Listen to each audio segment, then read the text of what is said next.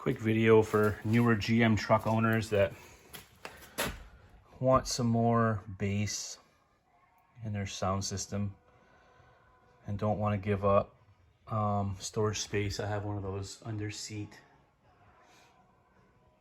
storage things. So I bought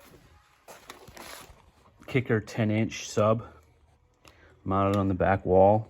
Plenty of room back there. I didn't find any info on this. I figured I'd share it. Works really well. I wanted a little more, so I just installed the second one back behind that seat. You see how much room there is?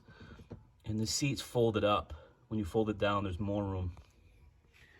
And to tell the truth, so I put Rockford Fosgate speakers in the doors, and then I put a Rockford Fosgate 50 watts by 4 RMS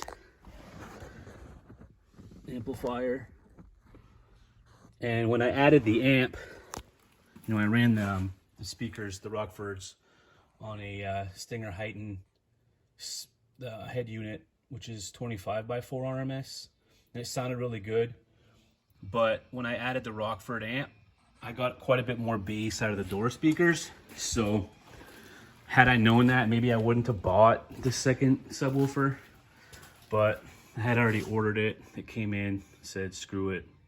So 2 10-inch kickers on the back wall, plenty of room for it. And the stock power wire that comes with the kicker is long enough to run from where they are down here across the door sill through a grommet and a firewall I made. This is my plow truck. I got all kinds of electronics in this thing. It comes all the way up, makes it all the way up here. I mean, there's even an extra foot of wiring that you can pull out. Don't mind all this wiring. I'm doing testing, and I got a plow in the back of the truck, plow in the front. I got cameras and